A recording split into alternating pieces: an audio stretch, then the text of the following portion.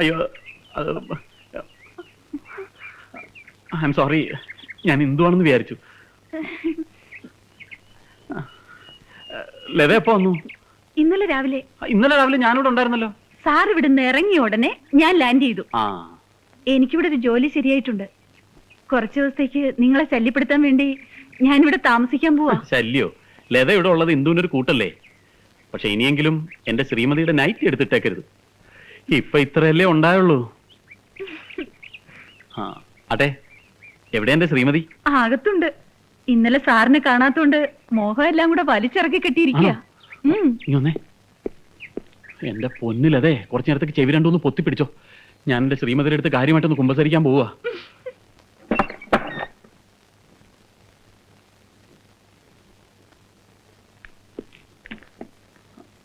സംഗതി ഇപ്പം ഇന്നലെ വരാൻ പറ്റില്ല എന്നുള്ളത് എന്റെ തെറ്റാ. പക്ഷെ അതെന്റെ തെറ്റാണോ? ഞാൻ മനഃപൂർവ്വം അല്ലല്ലോ വരാതിരുന്നത്. കോർപ്പറേഷൻ ഓഫീസിൽ ചെന്നപ്പോഴാണ് അറിയുന്നത് കാര്യം നടക്കണമെന്നുണ്ടെങ്കിൽ മന്ത്രിയെ പോയി കാണണം. അതിന് തിരുവനന്തപുരം വരെ പോകാതെ പറ്റുമോ? എന്നാ എടാ കഴുത, ആ വിവരം നിനക്ക് ഇന്ദുക്കുട്ടിയുടെ അടുത്ത് പറഞ്ഞിട്ട് പോയിക്കൂടെ? അതെ, പറഞ്ഞില്ല. അതാണ് ഞാൻ ചെയ്ത തെറ്റ്. എന്നിട്ട് എന്തായി, പോയ കാര്യം നടന്നോ? എവിടെ? അതിന് ഇനിയും 3-4 ദിവസം കൂടെ അവിടെ നിൽക്കണമെന്ന് നിൽക്കാരുന്നില്ലേ? അതിന് വേറെ ആളെ നോക്കണം. എന്റെ ഇന്ദുക്കുട്ടിയെ കാണാതെ ഒരു രാത്രി ഞാൻ കഴിച്ചു കൂട്ടിയ വിവരം എനിക്കും ദൈവത്തിനും മാത്രം. ദൈവത്തിന് എവിടെ നിന്ന് അറിയാനാണ്? എനിക്ക് മാത്രം അറിയാം. മതി മതി, വിശ്വട്ടിന് പുറത്തേക്ക് ഇറങ്ങി കഴിഞ്ഞാ എന്നെ പറ്റി ഒരു ചിന്തയില്ല. ഇന്ദു, നീ അത് മാത്രം പറയരുത്. ചിന്തയില്ലാഞ്ഞിട്ടാണോ ഞാൻ ഇത്രയും പെട്ടെന്ന് ഓടിയെത്തിയത്? വിശ്വട്ടിനറിയോ, ഫ്ലാറ്റ് കെട്ടിക്കൊടുക്കാന്ന് പറഞ്ഞ് വിശ്വട്ടൻ കാശ് വാങ്ങിച്ചവരൊക്കെ രാത്രിയാകുമ്പോ കള്ളും കുടിച്ച് ഇവിടെ വന്ന് ബഹളം ഉണ്ടാക്കുന്നത്. വിശ്വട്ടൻ അവരെ കാശങ്ങ് തിരിച്ചു കൊടുത്തേക്ക്. എന്നാ പിടിച്ചോ, എനിക്കൊരു പുല്ലിന്റെയും പൈസ വേണ്ട. പണം കണ്ടു കളഞ്ഞവനാ ഞാൻ. അവന്മാർക്ക് ഫ്ലാറ്റ് വേണ്ടെങ്കിൽ വേണ്ട, പോവാൻ പറ. വിശ്വട്ടിനെല്ലാം വളരെ നിസ്സാര. എന്ത് തുടങ്ങുമ്പോഴും വലിയ പ്രതീക്ഷകളാ, ലക്ഷങ്ങളുടെ കണക്കും പറയും. എനിക്കറിയാം വിശ്വയുടെ എന്നിൽ നിന്ന് എന്തൊക്കെയോ മറച്ചു വെക്കുന്നുണ്ട്. എന്റെ മോളെ, നിന്നോട് പറയാത്ത എന്തെങ്കിലും രഹസ്യം ഉണ്ടോ എനിക്ക്? നിനക്ക് വേണ്ടി വിശ്വം മുഴുവൻ പിടിച്ചടക്കും. നീ നോക്കൂ, ഈ ഫ്ലാറ്റുകളൊന്നും തീർത്തു കൊടുത്തോട്ടെ. ഇതിനേക്കാൾ ഉഗ്രം പ്രോജക്റ്റുകൾ എന്റെ മനസ്സിലുണ്ട്. നോട്ട് എണ്ണി എണ്ണി എന്റെയും നിന്റെയും കൈ കഴിക്കാൻ പോവുക. എന്താ കള്ളനോട്ടടിയാണോ? ഇതാണ് എനിക്ക് പിടിക്കാത്തത്. എന്റെ ആശാനെ, ഞാൻ ഇങ്ങനെ രാപകലില്ലാതെ കഷ്ടപ്പെടുന്ന എന്തിനാണെന്ന് തനിക്കറിയോ? കുറച്ചുനാൾ കഴിയുമ്പോ നമുക്കൊരു ജൂനിയർ ഇന്ദുക്കുട്ടി ഉണ്ടാവും. അവളെ കെട്ടിച്ചേക്കാൻ എത്ര ലക്ഷം രൂപ വേണമെന്നാ തന്റെ വിചാരം? അത് വേണ്ടി വരില്ല. അവൾക്ക് അവളുടെ അമ്മയുടെ സ്വഭാവമായിരിക്കും. എന്ന് വെച്ചാ ഏതെങ്കിലും ഒരു ജൂനിയർ വിശ്വനാഥന്റെ കൂടെ അവൾ ഇറങ്ങിപ്പോയാലോ? കൊന്നുകളയും ഞാൻ. അയ്യടാ, സ്വന്തം കാര്യം ഒന്നിപ്പോ പറയുന്ന കേട്ടില്ലേ? അതൊക്കെ പോട്ടെ, പോയൊരു സ്റ്റൈലും കാപ്പി എടുത്തോണ്ടോ. Coffee ready.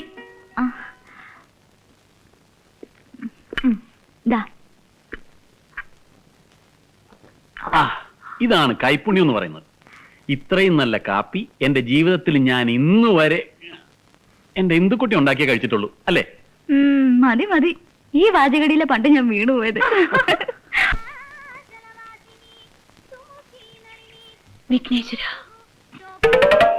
ഈ തേങ്ങ കല്ലിലല്ല അടിക്കേണ്ടത്, എന്റെ നെഞ്ചത്താ.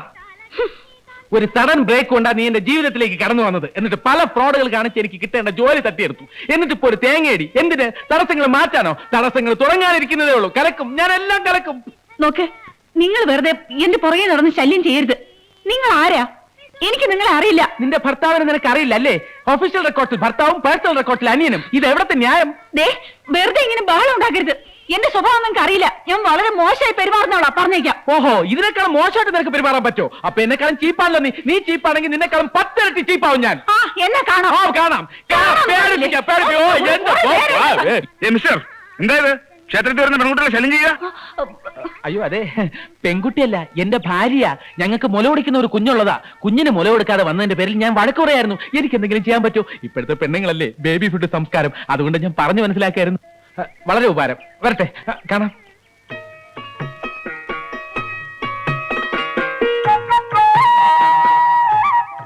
പോയോ? ഭഗവാനെ, അനീതിയുടെ ഒരുപാട് കഥകൾ പറയാനുണ്ട്. ഒക്കെ സൗകര്യം പോലെ നേരിട്ട് വന്ന് ബോധ്യപ്പെടുത്തിക്കൊള്ളാം. അഡ്വാൻസ് ആയിട്ട് ഇതിരിക്കട്ടെ. വിഘ്നേശ്വര,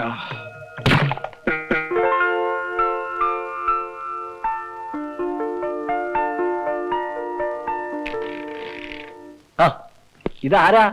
എന്തൊക്കെയുണ്ട് വിശേഷം? ഒരു വിശേഷമില്ല. ഒരു ജോലി ശരിയാക്കാൻ നടക്കുക. എന്നാലും ആശ എനിക്കിട്ട് അങ്ങനെ പണിയുണ്ടായിരുന്നു. അന്ന് ആ കൊനസ്റ്റ് ക്രിക്കറ്റിന്റെ കാര്യം എടുത്തിട്ടില്ലായിരുന്നെങ്കിൽ ഞാനും ഇപ്പൊ ഇതിനകത്തിരുന്ന് പണിയെടുക്കേണ്ടതാ. കൂടുതൽ നമ്പർ ഇടല്ലേ? ആദ്യം ഭാര്യയ്ക്ക് ജോലി ഒപ്പിച്ചു കൊടുത്തിട്ട് സാവധാനം നിങ്ങൾക്ക് കൂടി ഇതിനകത്ത് കയറി പറ്റാനുള്ള പണിയല്ലേ? അല്ല അവര് ഒന്നും പറയണ്ട. ഇങ്ങനെ തന്നെ ഇവിടെ പലരും ജോലി കയറിയിരിക്കുന്നത്. ഇത് ചെയർമാൻ വന്നിട്ട് അറിയുകയും ചെയ്യാം. നടക്കട്ടെ.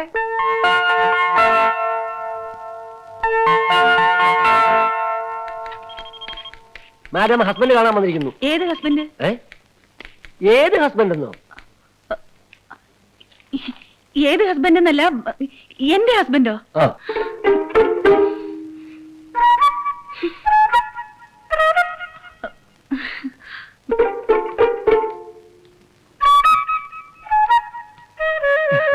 എന്താ, എന്ത് വേണം?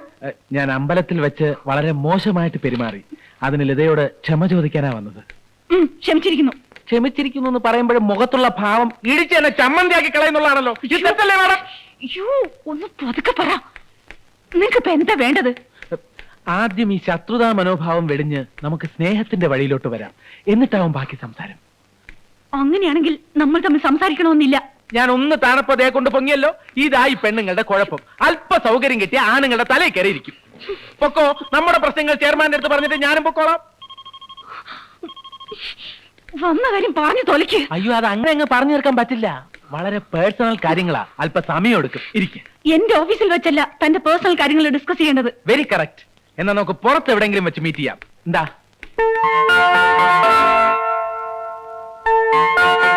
എന്തൊക്കെയാ നിങ്ങൾ ഈ പറയുന്നത്? 6 മാസത്തേക്ക് ഞാൻ പോലും പ്രൊബേഷണറി പീരീഡില്ല. അതിനിടയ്ക്ക് നിങ്ങൾക്കും കൂടി ഒരു ജോലി ശരിയാക്കി തരണമെന്ന് പറഞ്ഞ അത് നടപ്പുള്ള കാര്യം തന്നെ. അല്ല, സൗകര്യം പോലെ ശരിയാക്കിയാ മതി. ഞാൻ വെയിറ്റ് ചെയ്യാം. ഏതായാലും നമ്മൾ ഇത്രയും അടുത്തുപോയ സ്ഥിതിക്ക്. ആരടുത്തു? കൂടുതൽ സ്മാർട്ട് ആവാനൊന്നും നോക്കണ്ട. ദേ, ഓഫീസിൽ വെച്ചായതുകൊണ്ട് ഞാനൊന്നും പറഞ്ഞില്ലെന്നേ ഉള്ളൂ. തനിക്ക് വട്ടി വിളിപ്പിക്കാൻ അത്ര പൊട്ടിപ്പണൊന്നുമല്ല ഞാൻ. അതിന് വേറെ ആളെ നോക്കണം.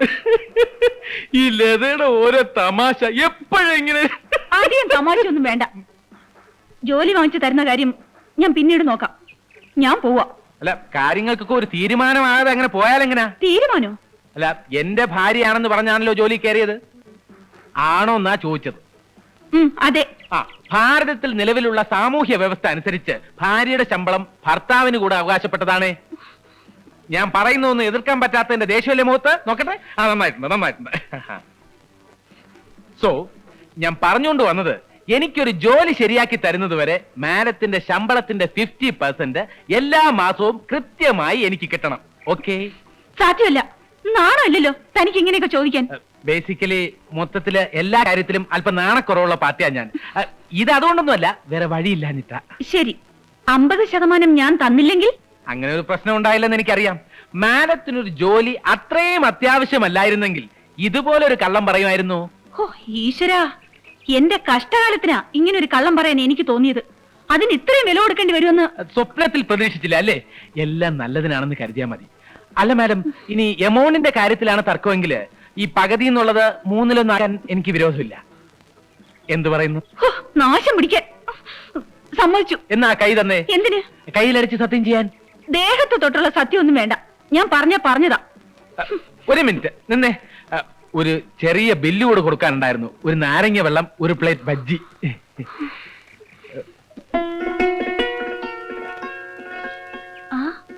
നീ ഇതെവിടെ പോകാൻ ഒരുങ്ങി നിൽക്കുക? അമ്പലത്തിലൊന്ന് പോണം. വിശ്വട്ടിനെ കാത്തു നിന്നതാ, ഇതുവരെ കണ്ടില്ല. എന്താ വിശേഷിച്ച്? ഇന്നെന്റെ പിറന്നാളാ. രാവിലെ നീ ഒന്നും പറഞ്ഞില്ലല്ലോ. സാധാരണ നിന്റെ ബർത്ത്ഡേക്ക് നാട്ടില് വലിയ സദ്യയും ബഹളവും ഒക്കെയാണെന്ന് നീ പറഞ്ഞാൻ കേട്ടിട്ടുണ്ടല്ലോ. മുത്തശ്ശി ഇല്ലാതെ ഇത് ആദ്യത്തെ പിറന്നാളാ. എനിക്കൊരു വഴിപാട് മുത്തശ്ശിയുടെ പേർക്ക് നടത്തണം. ഇതാ പ്രസാദം. ദേവിക്കൊരു പുഷ്പാഞ്ജലിയും വിഘ്നേശ്വരനൊരു മുഴുക്കാപ്പും ചാർത്തി. എന്താ വിശേഷിച്ച്? എന്താ വിശേഷിച്ചെന്നോ? ഈ ദിവസത്തിന്റെ പ്രത്യേകത ഞാൻ പറഞ്ഞാലേ അറിയൂ. ഇന്ന് ഇന്ദുമോടെ ജന്മദിനാ. അതോ അതും മറന്നതായിട്ട് ഭാവിക്കാണോ? ഇനിയെങ്കിലും വീറും വാശിയൊക്കെ ഒന്ന് ഉപേക്ഷിച്ചൂടെ? കഴിഞ്ഞതൊക്കെ മറക്കണമെങ്കിൽ ഞാൻ ഇനി ഒരു ജന്മം കൂടി ജനിക്കണം. അച്ഛനും അമ്മയില്ലാത്ത ദുഃഖം അറിയിക്കാതെ ഞാൻ അവളെ വളർത്തിയത്. എന്തെങ്കിലും ഒരു കുറവ് ഞാൻ അവൾക്ക് വരുത്തിയിട്ടുണ്ട്. നാട്ടിലെ പഠിപ്പ് പോരാന്ന് പറഞ്ഞ് വാശി പിടിച്ചപ്പോ എനിക്ക് ഇഷ്ടമില്ലാഞ്ഞിട്ട് പോലും പട്ടണത്തിലെ കോളേജിലേക്ക് ഞാൻ അവൾ അയച്ചില്ലേ. എന്നിട്ട് ഒടുവിൽ തറവാടിന്റെ അന്തസ്സും ആഭിജാത്യവും കളയാനായി ഒരു താഴ്ന്ന ജാതിക്കാരനെ അവൾക്ക് ഭർത്താവായി കിട്ടിയുള്ളൂ. സമ്മതിച്ചു. നടന്നതൊക്കെ നടക്കാൻ പാടില്ലാത്ത തന്നെയാ എന്ന് കരുതി ഈ തറവാട്ടിലെ അവസാനത്തെ കണ്ണിയെ വേണ്ട, ഗുരുക്കളൊന്നും പറയണ്ട. എനിക്ക് ഇങ്ങനെ ഒരു പേരക്കുട്ടി ഉണ്ടായിട്ടില്ലെന്നേ ഞാനിപ്പോ കരുതുന്നുള്ളൂ. എന്നോടത് പറയുമ്പോഴും ആ മനസ്സിൽ എന്താണെന്ന് എനിക്ക് നന്നായിട്ട് അറിയാം. കുറെ കാലായില്ലേ ഇവിടെ. കാലത്തിന് മാത്രമേ ഇതൊക്കെ നേരെയാക്കാൻ പറ്റുള്ളൂ. നമ്മൾ ആഗ്രഹിച്ചുകൊണ്ട് മാത്രമായില്ലല്ലോ. പാടത്തൊന്ന് പണിക്കാരൊക്കെ വരാൻ സമയമായി. ഞാൻ അവർക്ക് കൂലി കൊടുത്ത് പറഞ്ഞു വിടട്ടെ.